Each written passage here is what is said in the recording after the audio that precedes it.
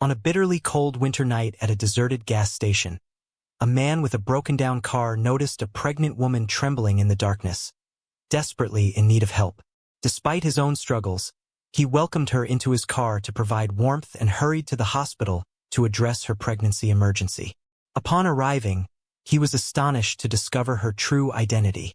Michael Thompson gripped the steering wheel as his car sliced through the sheets of rain pouring down over Houston.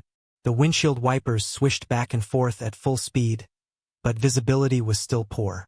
Despite the weather, a smile tugged at the corners of his mouth. After a month-long business trip, he was finally heading home to his wife, Sarah. He glanced over at the small velvet box on the passenger seat, a diamond bracelet he had picked up as a special birthday gift for her. The city lights shimmered in the distance as he navigated the familiar streets leading to their apartment. Memories of their last conversation played in his mind. Sarah had sounded a bit distant on the phone, but he chalked it up to her being busy with work at the boutique store. She'll be thrilled when she sees this, he thought, imagining her eyes lighting up at the surprise. Pulling into the parking lot, Michael noticed that Sarah's car wasn't in its usual spot. Maybe she had to stay late at work, he mused. He grabbed the gift box and his suitcase, making his way through the puddles to the building entrance. The elevator ride to the 5th floor felt longer than usual, anticipation building with each passing second. Reaching their apartment door, he fumbled with his keys, his hands slightly trembling from excitement. As he stepped inside, he was greeted by an unusual silence. The lights were off, and there was no aroma of dinner cooking or the soft hum of music that Sarah often played. "Sarah?" he called out, his voice echoing in the empty space. He walked through the living room, noticing that some of the picture frames were missing from the shelves. A sense of unease began to creep in. Placing his suitcase down, he headed toward the bedroom. Pushing the door open, he found the closet half empty. Sarah's clothes were gone. On the neatly made bed lay a folded piece of paper with his name written on it. Heart pounding, Michael picked up the note and began to read. "Michael, I'm sorry to do this in a letter, but I couldn't face you in person. I've decided to leave and start a new life with Richard. He understands me in ways I can't explain, and I feel alive when I'm with him. Please don't try to contact me. I hope you find happiness. Sarah." He read the note twice, disbelief washing over him. "Richard," he whispered. He knew Richard only as Sarah's boss, a man she occasionally mentioned but never with any particular interest. Questions swirled in his mind. How long had this been going on? Why hadn't he seen any signs? Michael sank onto the edge of the bed, the gift box still clutched in his hand. He opened it slowly, the diamonds sparkling even in the dim light. A bitter laugh escaped his lips as he realized the irony of the situation. The gift meant to celebrate their love now felt like a cruel joke. He stood up abruptly, pacing the room. His gaze fell upon the wedding photo on the dresser, their smiling faces now seeming like strangers. Overwhelmed by a mix of anger and sadness, he swept the photo to the floor, the glass shattering upon impact. A knock on the door startled him. Wiping his eyes, he walked back to the living room and opened the door to find Mr. Wilson, his elderly neighbor, standing there with a concerned expression. "Michael, is everything all right? I heard a noise," Mr. Wilson said gently. Trying to compose himself, Michael forced a tight smile. "I'm fine, Mr. Wilson. Just had a bit of an accident." The old man peered into his eyes. "If you need anything, I'm right next door." "Thank you. I appreciate it," Michael replied, closing the door softly.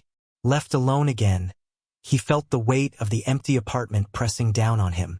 He wandered into the kitchen, opening the cupboard where they kept the liquor. Pouring himself a generous glass of whiskey, he sat at the dining table, staring blankly ahead.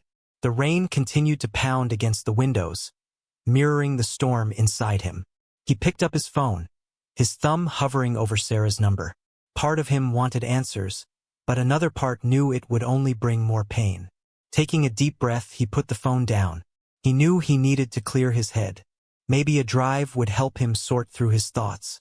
Grabbing his keys, he decided to head out into the night, not entirely sure where he was going but certain he couldn't stay in the emptiness of the apartment any longer. As he stepped back into the corridor, Mr. Wilson's door opened slightly. "Michael, are you sure you're okay?" the old man asked again. "I just need some air," Michael replied without stopping. Descending the stairs, he felt a numbness settling in. The life he thought he knew had unraveled in a single moment. As he got into his car and pulled out of the parking lot, he couldn't shake the feeling that everything was about to change, though he had no idea just how much. The next morning, Michael woke up on the couch with a pounding headache. Empty whiskey bottles cluttered the coffee table, and the room was dim despite the sunlight peeking through the curtains. His mouth was dry, and his eyes felt heavy. He glanced at his phone, no messages, no calls. A soft knock on the door interrupted his thoughts. Dragging himself up, he shuffled over and opened it to find Mr. Wilson holding a plate of warm muffins. "Good morning, Michael," the old man said kindly. "Thought you might need some breakfast." Michael managed a weak smile. "Thanks, Mr. Wilson. You didn't have to." "Well, I hadn't seen you in a few days. Just wanted to check in," Mr. Wilson replied, his eyes filled with concern. "Mind if I come in for a moment?" He hesitated but then stepped aside. "Sure."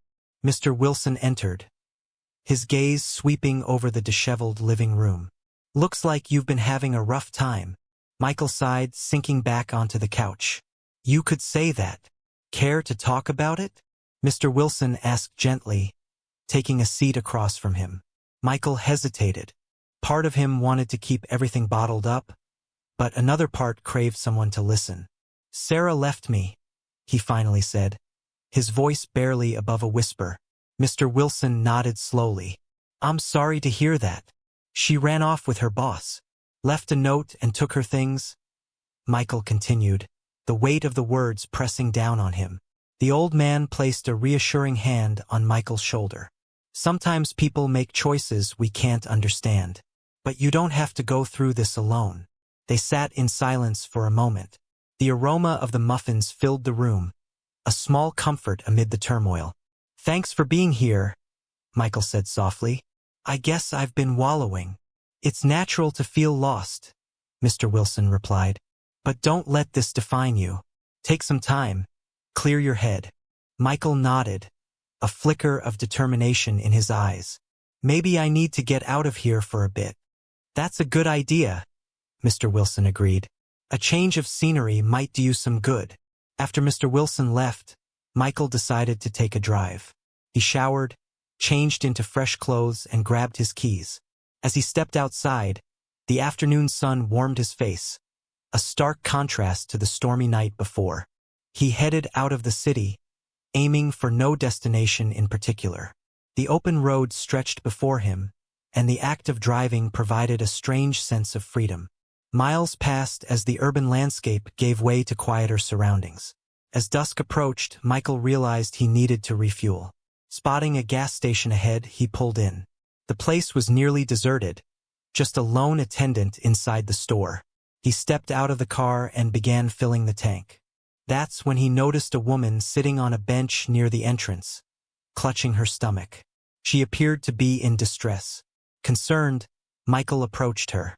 "Ma'am, are you okay?" The woman looked up, her face pale and eyes filled with pain. I think the baby's coming," she gasped. Panic flashed through him. "Do you have someone I can call?" "A doctor." She shook her head weakly. "No, I was on my way to the hospital, but my car broke down." Michael glanced around. There was no one else in sight. "All right, let's get you to the hospital," he said firmly. He helped her to her feet and guided her to his car, carefully settling her into the passenger seat. "Hang in there," he reassured her, fastening her seatbelt. As he started the engine, the woman gripped his arm. "Daniel?" she whispered, her eyes searching his face. Michael was taken aback. "No, my name is Michael." She seemed confused but didn't say more, her breathing heavy as she leaned back. He drove as quickly as he could, keeping an eye on her the entire time. "Just a little longer," he said, trying to keep his voice calm. They reached the hospital and medical staff rushed out with a wheelchair as soon as he pulled up. She's in labor, Michael called out. The nurses helped her out of the car. As they wheeled her inside, she looked back at him, a mixture of hope and bewilderment in her eyes. "Thank you," she murmured.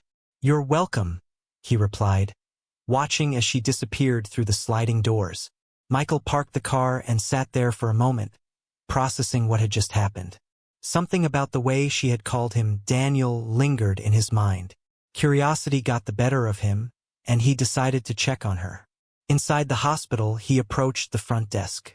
"Excuse me, I brought in a woman in labor a few minutes ago. Is she all right?" The receptionist smiled reassuringly. "Yes, she's being taken care of.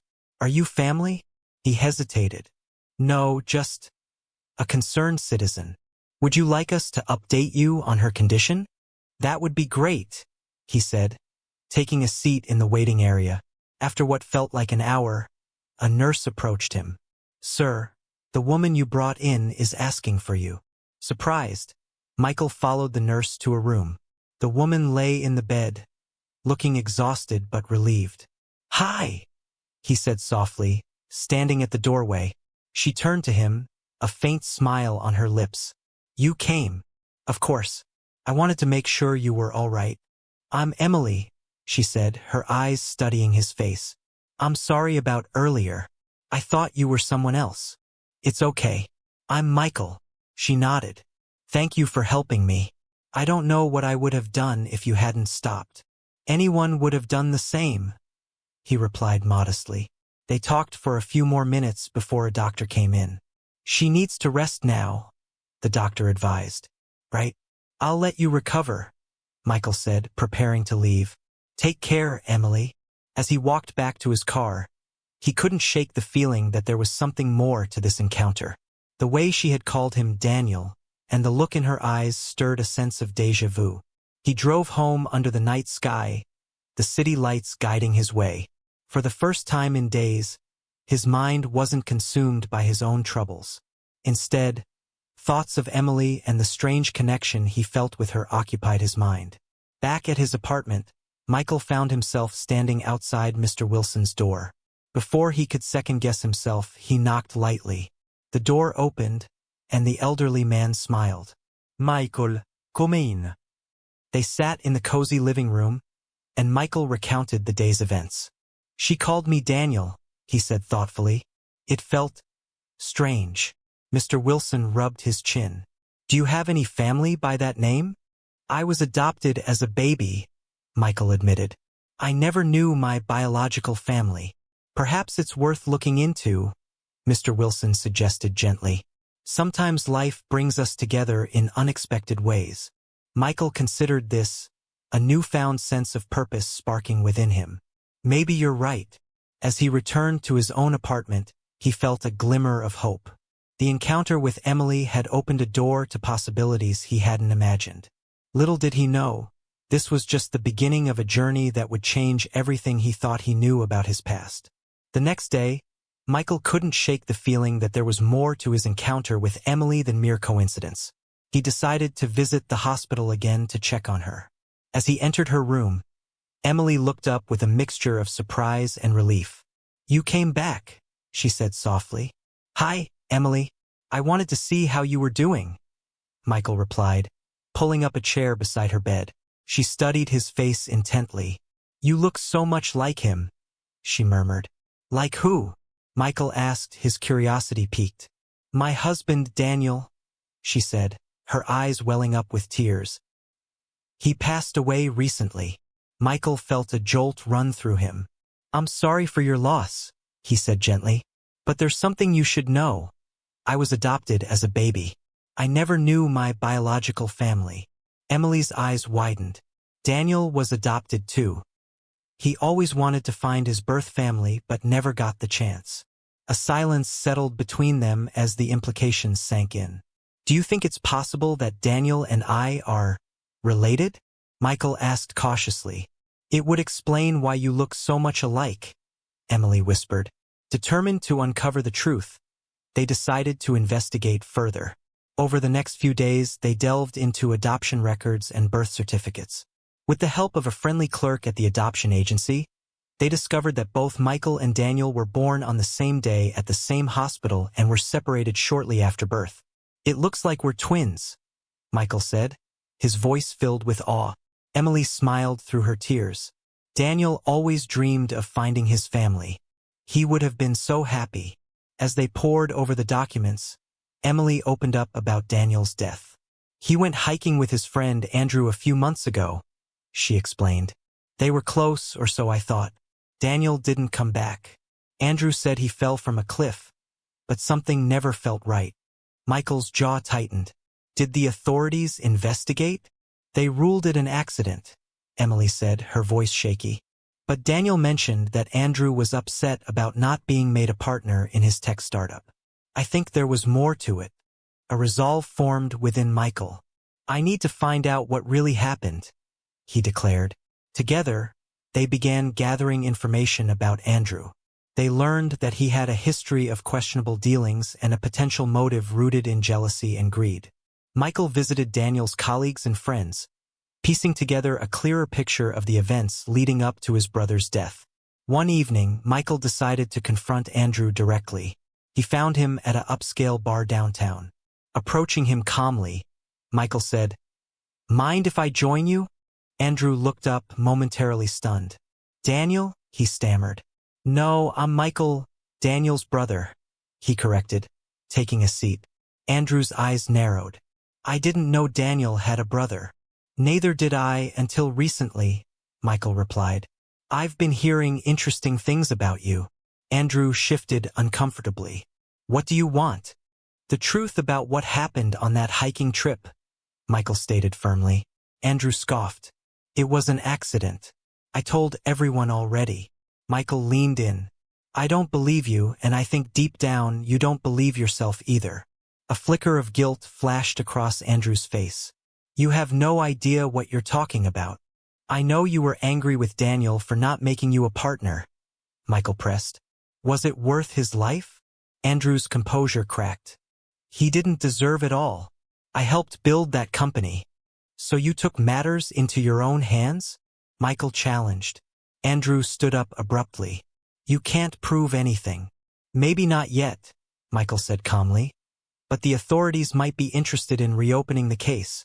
Panic flickered in Andrew's eyes. Without another word, he pushed past Michael and hurried out of the bar. Undeterred, Michael took the evidence they had gathered to the police. Initially met with skepticism, he persisted, sharing details that only someone close to Daniel, or involved in his death, would know. The police agreed to reopen the investigation. A few days later, Andrew was brought in for questioning. Under pressure, he eventually confessed to confronting Daniel on the cliffside about the partnership. The argument escalated, and in a fit of rage, he pushed Daniel, resulting in his fatal fall. When Michael received the news of Andrew's confession, he felt a mix of relief and sorrow. He visited Emily to share the development. "Justice will be served," he told her softly. Emily nodded, tears streaming down her face. "Thank you, Michael. I don't know how to express how much this means." He took her hand gently. "We're in this together. Daniel was my brother, and your family now." In the weeks that followed, Michael helped Emily settle Daniel's affairs. He learned more about his twin brother through the remnants of his life, the tech startup, personal belongings, and stories from friends. Each discovery was a bittersweet blend of connection and loss. As they spent more time together, a bond formed between Michael and Emily. They shared stories, supported each other through grief, and found solace in their newfound family ties. Baby Noah brought joy into their lives, his laughter a reminder of hope amid sorrow. One evening, as they sat on Emily's porch watching the sunset, she turned to Michael. "I feel like Daniel brought us together," she said softly. "Maybe he did," Michael agreed, smiling. "Maybe this is our second chance." Their eyes met, and in that moment, they both sensed that something new and beautiful was beginning. The shadows of betrayal and loss were giving way to healing and the possibility of redemption. Over the following months, Michael and Emily's connection deepened. They found comfort in shared memories of Daniel and in the joy that baby Noah brought into their lives. Michael took an active role in helping Emily navigate the complexities of Daniel's tech startup. With his experience as a sales manager, he was well equipped to handle the business aspects. One afternoon, as they sorted through Daniel's office, Emily looked up at Michael. "Would you consider taking over the company?" she asked. "I trust you, and I believe Daniel would have wanted it this way." Michael was taken aback. "Are you sure? It's a big responsibility." She nodded. "You've already done so much. The employees respect you, and with you at the helm, we can keep Daniel's vision alive." After some contemplation, Michael agreed. "All right, we'll do it together." Assuming leadership of the startup, Michael dedicated himself to continuing his brother's work. The company flourished under his guidance, launching innovative products that garnered industry acclaim. Employees appreciated his genuine care and the personal touch he brought to the workplace. As time passed, Michael and Emily realized their feelings for each other had evolved beyond friendship. One evening, while walking through a park with Noah giggling in his stroller, Michael paused. "Emily, these past months have been unexpected, but I can't imagine my life without you and Noah." She smiled softly. "You've become so important to us." He took her hand. "I know it's soon, but would you consider giving us a chance? Not just as family through Daniel, but as partners." Tears glistened in her eyes. "Yes, Michael. I'd like that very much." Their relationship blossomed, grounded in mutual respect and understanding. They supported each other through lingering grief and celebrated the joys of their new life together. When Michael proposed on a quiet evening at home, Emily accepted without hesitation. They married in a small ceremony surrounded by close friends and colleagues. Mr. Wilson stood proudly by Michael's side as his best man. "You've come a long way," the old man whispered during the reception. Daniel would be proud. A year after Michael's world had turned upside down, they gathered to celebrate Emily's birthday. The cozy living room was filled with laughter as Noah toddled around, clutching a balloon. Mr. Wilson joined them, bringing a homemade cake. As they sat around the table, Emily raised her glass. "To new beginnings and the family we've found." Michael smiled, his gaze meeting hers. "To second chances," he added. Mr. Wilson lifted his glass. "And to the journey that brought us here." They clinked their glasses, the warmth of the moment enveloping them. The hardships of the past seemed distant, replaced by the promise of a hopeful future. Later that night, after Mr. Wilson had left and Noah was asleep, Michael and Emily sat on the porch, watching the stars. "Do you ever think about how fate brought us together?" she asked softly. "All the time," Michael replied. "It's like everything that happened led us to this moment." She rested her head on his shoulder. "I'm grateful for every twist and turn." He kissed the top of her head. "Me too. And I can't wait to see what the future holds." As they gazed into the night sky, both felt a sense of peace. The shadows of betrayal and loss had given way to healing and love. Together, they looked forward to the life they would build, a testament to resilience, the power of forgiveness, and the enduring bonds of family.